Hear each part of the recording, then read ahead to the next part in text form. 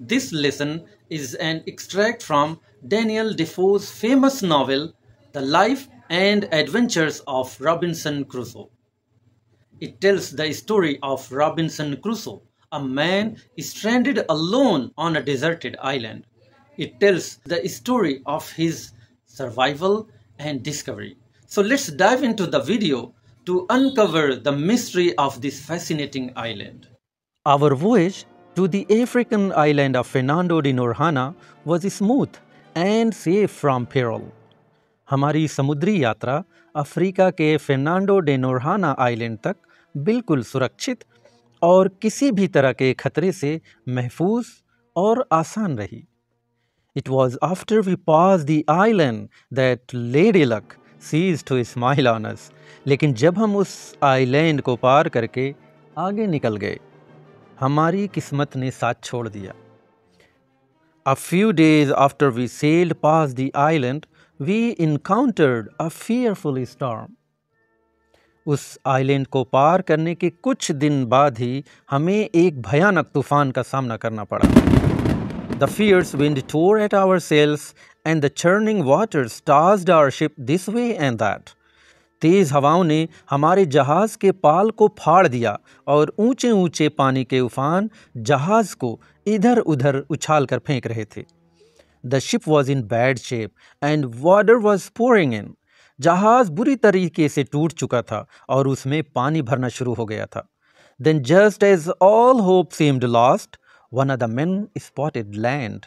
और तभी जब सारी उम्मीदें खत्म हो गई थीं, जहाज में सवार किसी एक आदमी को ज़मीन नज़र आ गई. We left our poor and broken ship behind and made for land in a small boat. हमने अपने टूटे फूटे खस्ता हाल जहाज को वहीं छोड़ दिया और एक छोटी सी नाव में बैठकर ज़मीन की ओर चल पड़े. We were saved, but alas, our celebrations were short-lived. हम बच गए, लेकिन अफसोस हमारी खुशी ज़्यादा देर तक नहीं रह पाई. Just as we were about to land, a massive wave capsized the boat and threw us into the water. हम जैसे ही किनारे पर पहुंचने वाले थे, एक बड़ी सी लहर ने नाव को पलट दिया और हमें पानी में फेंक दिया. I thought it was the end of the way for me. मुझे लगा अब मेरी जिंदगी का सफ़र यहीं पर ख़त्म हो गया. But another great wave took me and carried me to shore. लेकिन तभी एक और बड़ी ज़ोरदार लहर ने मुझे उठाकर किनारे पर पहुंचा दिया. I was tired and sick. मैं थका और बीमार महसूस कर रहा था. I had imbibed copious amounts of water and threw up as soon as I got up on my feet. मैंने बहुत सारा पानी पी लिया था और जैसे ही खड़ा हुआ उल्टी करनी शुरू कर दी. Needing to rest but not daring to lie down on the beach for fear of wild animals, I scurried up a tree and went to sleep. मुझे आराम करने की ज़रूरत महसूस हो रही थी, लेकिन जंगली जानवरों के डर से मैं बीच पर सोने की हिम्मत नहीं जुटा पा रहा था. मैं तेज़ी से एक पेड़ पर चढ़ गया और वहीं पर सो गया. The next day, I woke up to see no trace of the storm. अगले दिन जब मैं उठा तो तूफ़ान का कोई नामो निशान नहीं था. It was a clear and sunny morning. सुबह बिल्कुल साफ और धूप निकली हुई थी. I got down from the tree and looked around. मैं पेड़ से नीचे उतरा और चारों तरफ नज़र दौड़ाई. I could see the remains of the ship lying less than a kilometer from the shore. मैंने देखा कि जहाज़ का मलबा किनारे से 1 किलोमीटर के आसपास की दूरी पर पड़ा था. The first thing I had to do clearly was to swim to the ship and try to find something useful among the ruins. तो सबसे पहले अब मुझे जहाज़ तक तैर कर जाना था और देखना था कि वहाँ से कुछ काम की चीज़ें मिल सकती हैं या नहीं. Although the lower parts were filled with water, the upper half of the ship was dry. हालांकि जहाज़ का निचला हिस्सा पानी से भरा हुआ था, लेकिन ऊपरी हिस्सा सूखा था. Thankfully, I was able to find some food, tools to help me cut and shape wood, some books, pens and paper, needles, and some clothes. खुशकिस्मती से मुझे वहाँ खाना, लकड़ी काटने और उससे कुछ बनाने के लिए औजार भी मिल गए, कुछ किताबें, पेन और कागज़, कील और सुइयाँ और कुछ कपड़े भी. I tied some pieces of wood together to make a raft. made a sail from the clothes and took my treasure back to shore. मैंने लकड़ी के टुकड़ों को बांधकर एक कश्ती बनाई, कपड़ों से पाल तैयार किया और ये सारी चीज़ें जो मेरे लिए किसी खजाने से कम नहीं थी उनको लेकर किनारे पर लौट आया. I could survive for some time on the things I had salvaged from the ship. जहाज से बचाकर लाई हुई चीज़ों के सहारे मैं कुछ समय तक जी सकता था. However, I decided it was a good idea to explore the place. लेकिन मैंने सोचा कि इस जगह को घूम फिर कर अच्छे से जान लेना बेहतर रहेगा. I could look for other means of sustenance and shelter and watch out for danger. मैं खाने पीने की दूसरी चीज़ों के साथ रहने की जगह ढूंढ सकता था और खतरों से भी आगाह रह सकता था. I could kill 2 birds with 1 stone. ऐसे में मैं एक तीर से 2 निशाने लगा सकता था. There was a hill near the beach and I could see some more hills in the distance.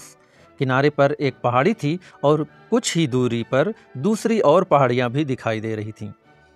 I climbed to the top of the first hill and looked around. मैं पहली पहाड़ी की चोटी पर चढ़ गया और चारों तरफ निगाह दौड़ाई. My heart sank as I saw that I was an island. ये देखकर मेरा दिल बैठने लगा कि मैं एक आइलैंड पर था. There was sea on all sides and no land to be seen except for 2 small islands nearby. चारों ओर समुद्र ही समुद्र था और ज़मीन का कहीं कुछ भी पता नहीं था. बस 2 और छोटे छोटे आइलैंड पास में नज़र आ रहे थे. To make things worse, the island seemed deserted. और तो और सबसे बुरा तो ये था कि ये आइलैंड भी बिल्कुल सुनसान लग रहा था. There were no huts or fields or anything to indicate any sign of human life. ना कोई झोपड़ी, ना खेत और ना ही इंसानों के होने का कोई नामो निशान नज़र आ रहा था. It seemed I had only animals and birds for company on this strange island. ऐसा लग रहा था कि इस अजीब आइलैंड पर मेरे साथी सिर्फ जानवर और परिंदे ही होने वाले थे. As I was walking back down the hill, I found a flat area on the side. जब मैं पहाड़ी से नीचे की तरफ लौट रहा था, मुझे एक फ्लैट जगह नज़र आई. This looked like a good place to build a home. ये घर बनाने के लिए अच्छी जगह लग रही थी. It was on the hillside and would be safe from animals. ये पहाड़ी के किनारे पर थी और जानवरों से सुरक्षित रहेगी. As I explored the area, I saw a cave at the back. जब मैंने उस जगह का मुआयना किया तो मुझे पीछे एक गुफा नज़र आई. It was small and did not go too far into the rock, but it was enough. वो गुफा छोटी थी और बहुत अंदर तक भी नहीं जाती थी, लेकिन मेरे लिए ये काफ़ी थी. I set up a tent here and decided to use the cave as a storeroom. मैंने वहीं पर तंबू लगाया और गुफा को सामान रखने की जगह के तौर पर इस्तेमाल करने का मन बनाया. I spent the following days building a fence, making furniture out of wood and setting up my home. अगले कुछ दिन मैंने बाड़ बनाने, लकड़ी से फर्नीचर बनाने और अपना घर बनाने में बिताए.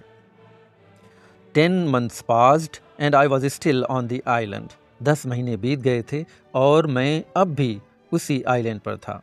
I had made a safe and sheltered place to live in, and now I wanted to discover more about the place I was stranded in. मैंने रहने के लिए एक सुरक्षित ठिकाना बना लिया था और अब मैं इस जगह के बारे में और जानना चाहता था जहां मैं फंसा हुआ था.